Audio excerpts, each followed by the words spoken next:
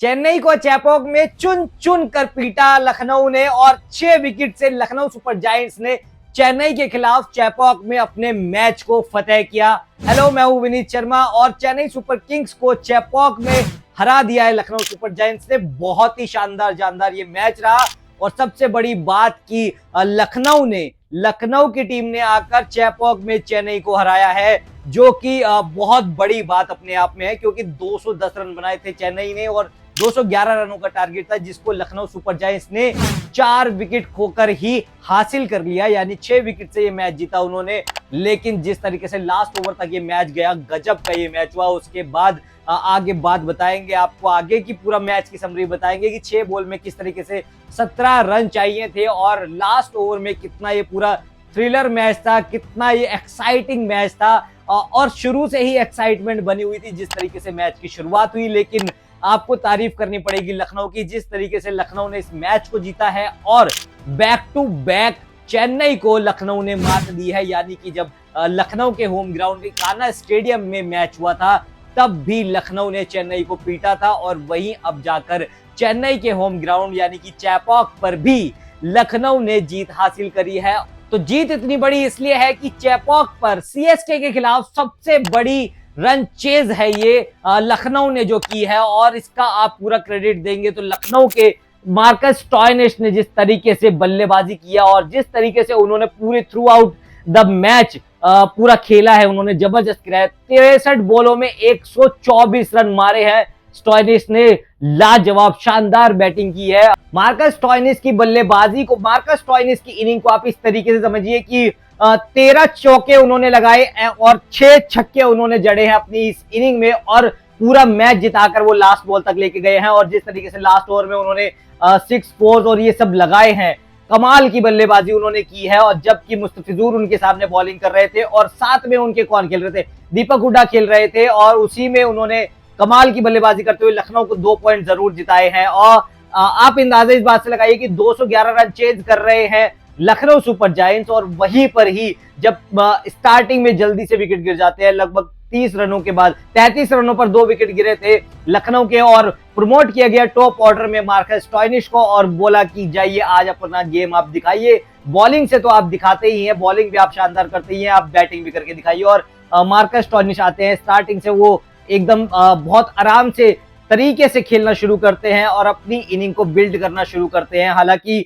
थोड़ा उनके साथ देवदत्त पडिक्कल खेल रहे थे, थोड़ा प्रेशर आ रहा था स्टॉयनिस पे, जिस तरीके से पडिक्कल उनके साथ में खेल रहे थे, स्लो बैटिंग कर रहे थे वो, लेकिन स्टॉयनिस ने धीरे धीरे करके अपनी इनिंग को आगे बिल्ड किया और आज वो ठान कर आए थे कि मेरे को इस मैच को जिताना ही है, हर हाल में जिताना है। और उन्होंने वो कर दिखाया और गजब की बल्लेबाजी उस बंदे ने की है, सिंगल हैंडेडली बल्लेबाजी उस बंदे ने की है। हालांकि उसके बाद सामने से विकेट उनके गिरती रही है, देवदत्त पडिक्कल आउट हो गए। उसके बाद जैसे आप थोड़ा सा उनके साथ बैटिंग करने के लिए निकोलस पूरन आए, उन्होंने भी अच्छा थोड़ा साथ दिया। उनका 15 बॉलों में 34 रन उन्होंने निकोलस पूरन के साथ बनाए, और वहीं अंत में आते आते दीपक हुड्डा ने उनका साथ दिया। लेकिन एक तरफ से जो विकेट संभाल कर रखी, जिसने एक तरफा उम्मीद बनाकर रखी कि हाँ इस मैच को लखनऊ जीत सकती है, वो थे मार्कस स्टॉयनिस। मार्कस स्टॉयनिस जबरदस्त प्लेयर हैं और गजब के उन्होंने आज बैटिंग भी कर दिखाई है, जिस तरीके से उन्होंने बैटिंग की है। शतक अपना जड़ दिया है, सबसे हाईएस्ट शतक ये जड़ा है। इससे पहले चेज करते हुए इतना बड़ा शतक किसी ने जड़ा नहीं था। तो इंडिविजुअल स्कोर अगर बात कर लेते हैं, चेज करते हुए अगर किसी ने हाईएस्ट बनाया है सीएसके के खिलाफ, तो वो हो गए मार्कस स्टॉयनिस, 124 रन। उससे पहले 120 रन बना चुके हैं पॉल वेलहार्टी, उन्होंने 2011 में सीएसके के खिलाफ बनाया था पंजाब की तरफ से खेलते हुए, और वहीं वीरेंद्र सहवाग ने दिल्ली कैपिटल्स की तरफ से बनाया था 119 रन।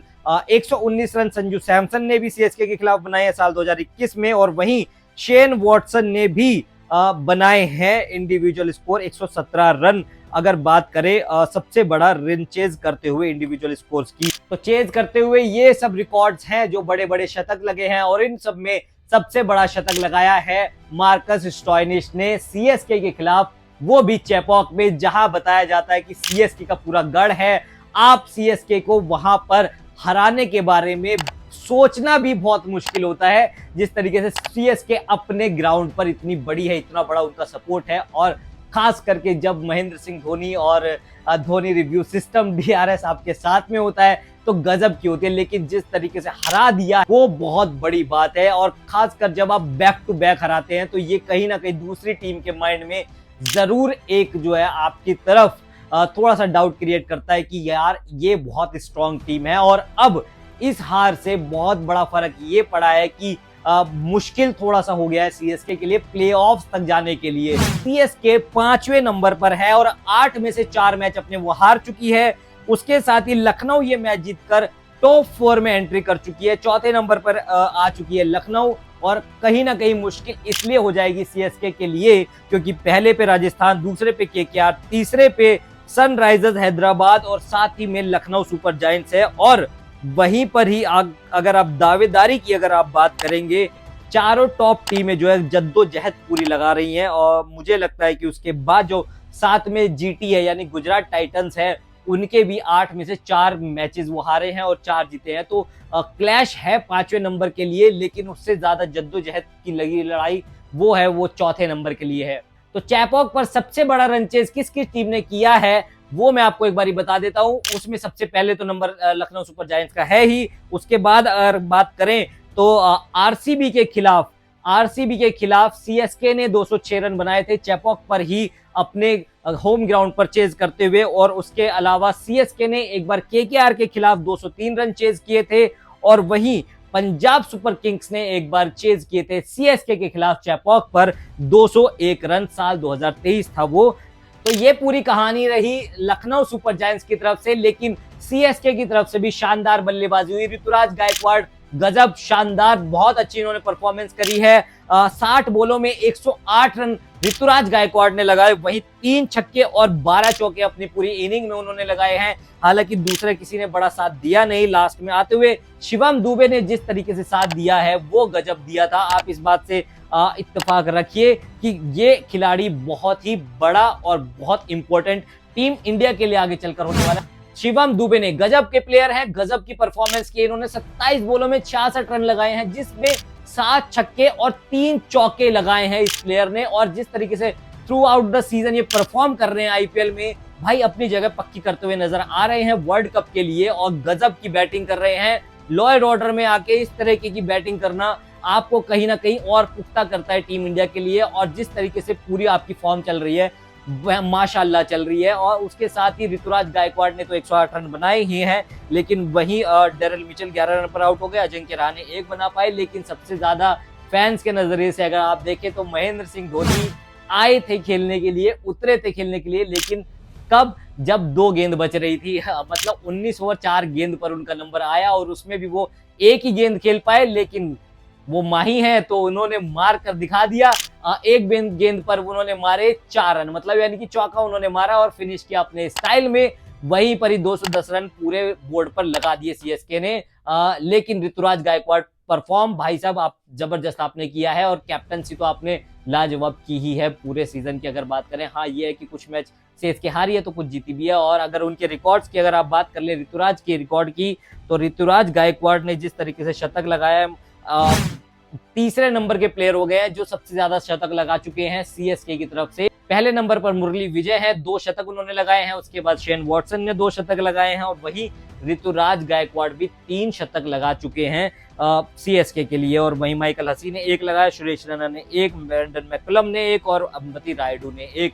और जहां तक मुझे अंदाजा है, अगर मैं गलत हूं तो मुझे करेक्ट कीजिएगा कमेंट करके जरूर, कि ऋतुराज गायकवाड़ वो पहले प्लेयर हैं एज कैप्टन सीएसके के जिन्होंने शतक जड़ा है। तो ये कंफर्म करके आप कमेंट सेक्शन में जरूर बताइए कि क्या मैं सही कह रहा हूं, जितना मैंने फैक्ट चेक किया है या एनालिस्ट किया है उसमें क्या ये सही है। कमेंट करके जरूर बताइएगा कि Ruturaj Gaikwad first player as captain CSK के लिए जिन्होंने शतक जड़ा है आईपीएल में। तो इसका आप जरूर बताइएगा कमेंट करके। और सब्सक्राइब कर लीजिए प्लीज चैनल को, और फॉलो भी कर लीजिए, बेल आइकन भी दबा लीजिए, बेल नोटिफिकेशन भी दबा ही लीजिए। खैर अब आगे की बात करते हैं। तो अब आगे की बात यह है कि जिस तरीके से मैच में परफॉर्म हो रहा है, एक बार दोबारा सवाल उठने लगे हैं कि क्या महेंद्र सिंह धोनी को कैप्टनसी दोबारा से एक बारी सीजन के बीच में दे देनी चाहिए, जिस तरीके से परफॉर्मेंस हो रही है।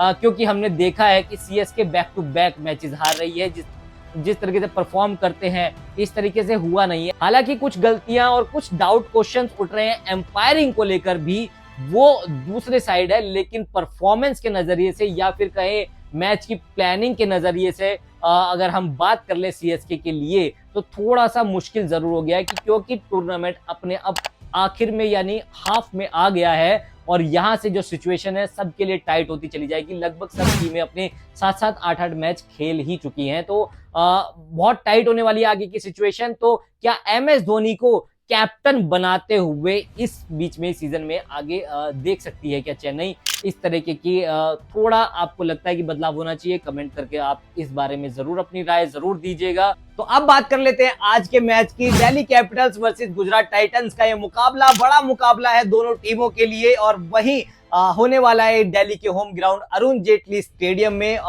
उम्मीदें बहुत सारी हैं दिल्ली कैपिटल्स से भी, उम्मीदें बहुत सारी है गुजरात टाइटंस से भी, जिस तरीके से वो परफॉर्म कर रहे हैं दोनों ही टीमें। लेकिन दोनों युवा कप्तान हैं, दोनों युवा कप्तानों की भिड़ंत होगी और वही दोनों का किस तरीके से एक साथ मुकाबला होने वाला है। और टीम की जो बाउंडेशन है, आशीष नेहरा को आप देखते हैं कि पूरे बाउंड्री लाइन पे खड़े हुए इंस्ट्रक्ट करते रहते हैं और वहीं रिकी पॉन्टिंग थोड़ा सा डगआउट में रहते हैं। तो दोनों टीमों के लिए बहुत बेहतरीन और बहुत बड़ा मुकाबला होने वाला है। वहीं पिछला मुकाबला बहुत शानदार, दिल्ली कैपिटल्स तो खेले ही थे लेकिन हार गए चेज करते हुए। बड़ा रन चेज था उनका, 200 प्लस उन्होंने भी बनाई दी थे, 190 रन एक्चुअली बनाए थे। लेकिन जिस तरीके से परफॉर्म कर रहे हैं ऑस्ट्रेलिया के खिलाड़ी, भाई गजब के परफॉर्म कर रहे हैं। और दिल्ली की टीम में भी जैक फ्रेजर ने जिस तरीके से परफॉर्म किया है, उन्होंने अपनी काबिलियत को बहुत अच्छे तरीके से दर्शाते हुए नजर आए हैं। तो दिल्ली के होम ग्राउंड पर ये मैच है, तो आपको क्या लगता है कि होम ग्राउंड वाली टीम यानी दिल्ली कैपिटल्स इस मैच को जीतने वाली है या फिर आकर मेहमान जीतेंगे गुजरात टाइटंस इस मैच को जीतेंगे और एक स्टेप ऊपर बढ़ जाएंगे सीएसके से? तो कमेंट करके जरूर बताइए, सब्सक्राइब कर लीजिए चैनल को। और जिस तरीके से हमारे दोनों का बॉन्डिंग ये चल ही रहा है और आईपीएल के थ्रू आउट एक दूसरे से हम मैच के बारे में इंटरेक्शन कर ही रहे हैं, एनालिस्ट कर ही रहे हैं, तो इस बॉन्ड को और ज्यादा बढ़ाते रहिए, शेयर करते रहिए। अगर सब्सक्राइब नहीं किया है तो चैनल प्लीज सब्सक्राइब कर दीजिए और बेल आइकन भी दबा लीजिए।